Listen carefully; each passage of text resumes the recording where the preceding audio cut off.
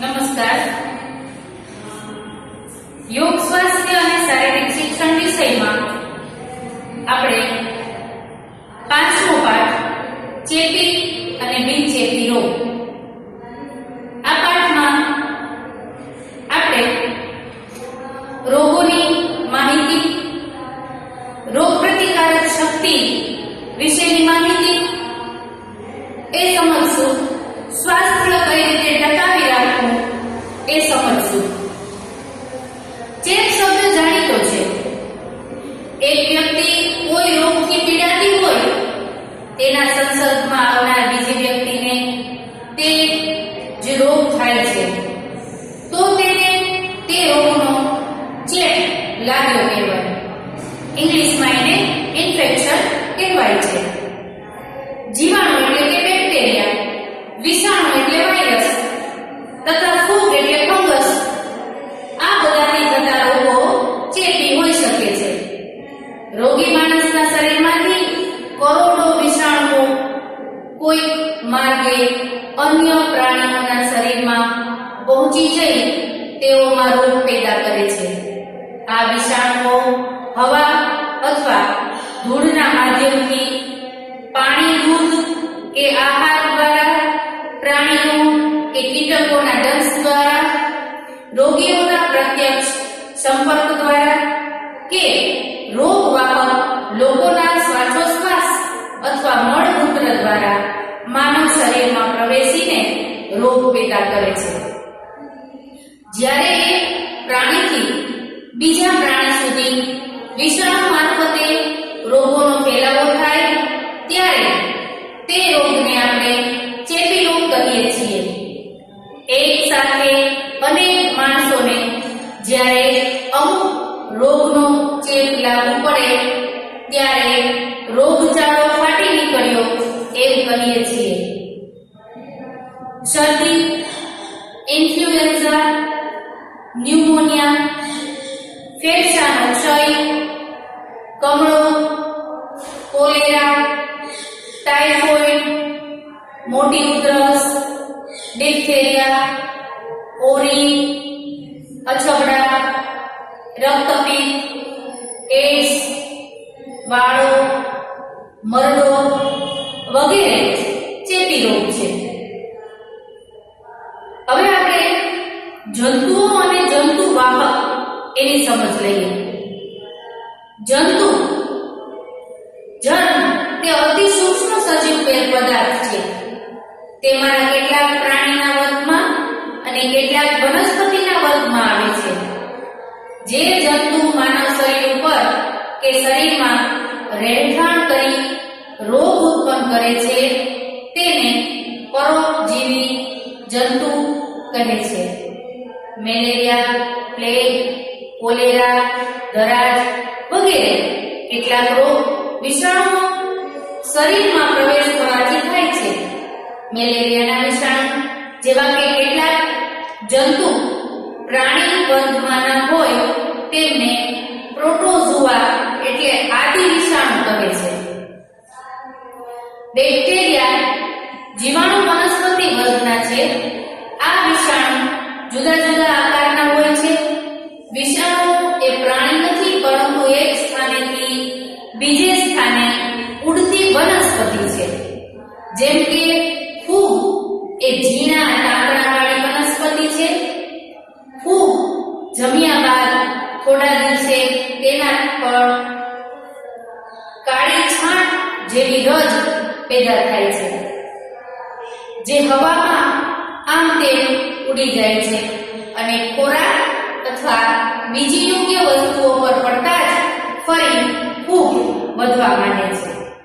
માનવ શરીરમાં પ્રવેશી તે વંશવૃદ્ધિ કરે છે અને માનવને રોગી બનાવે છે. જોકે કેટલાક વિષાણુઓ માનવોને ઉપયોગી પણ હોય છે. દાખલા તરીકે દૂધમાંથી દહીં ખાસ પ્રકારના વિષાણુઓ જ બનાવે છે. ઢોકળાના લોટમાં આથો ચડાવનાર યીસ્ટ નામના સૂક્ષ્મ વિષાણુ જ છે. ખાંડમાંથી મધાર પણ એક જાતના વિષાણુની મદદથી થાય છે.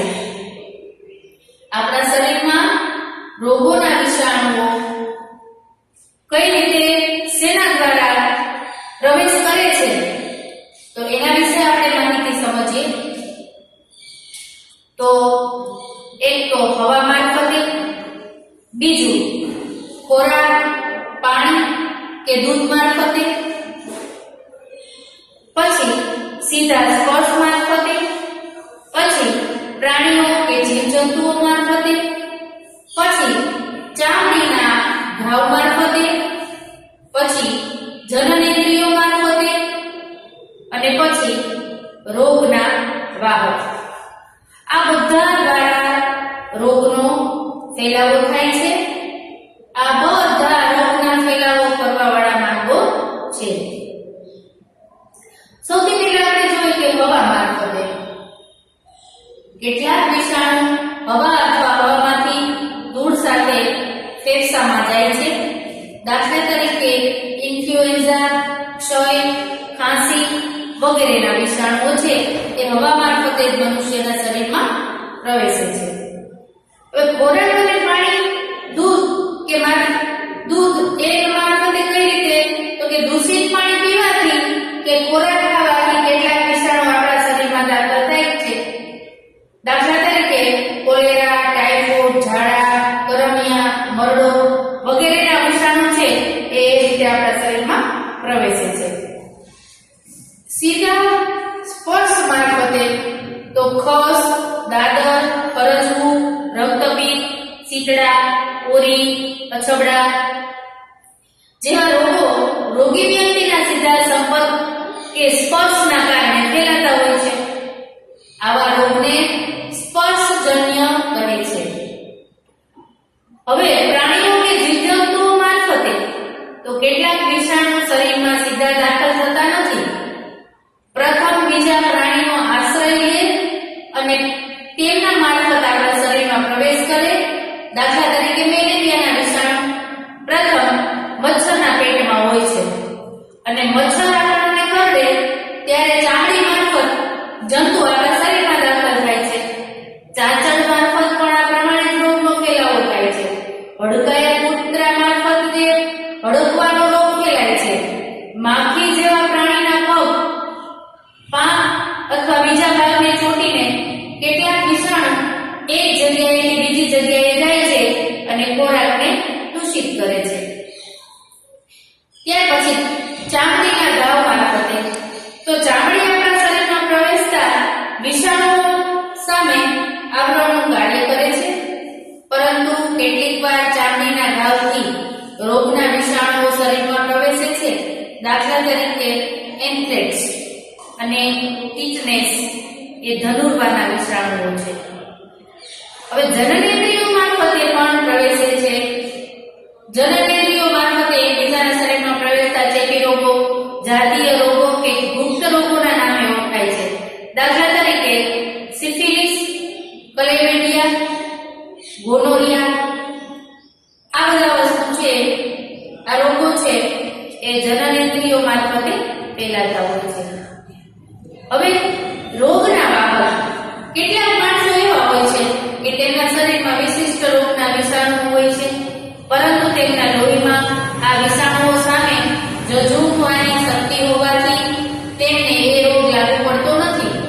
જો કે તેના શરીરમાંના વિષાણુ બીજાના શરીરમાં જાય તો તેમને રોગ થઈ શકે છે. આવા વિષાણુ વાહક કે વાહક રોગી વ્યક્તિને હાનિ પહોંચાડી શકે છે. ડિપ્થેરિયા, અન્યત્ર જ્વર વગેરે રોગના વાહક મારફતે ફેલાય છે. એવી જ રીતે એકાદ રોગમાંથી માણસ મુક્ત થાય ત્યારે કેટલાક દિવસ સુધી તે વિષાણુ વાહક હોય છે, એટલે તેનો રોગ બીજાને લાગુ પડી શકે છે.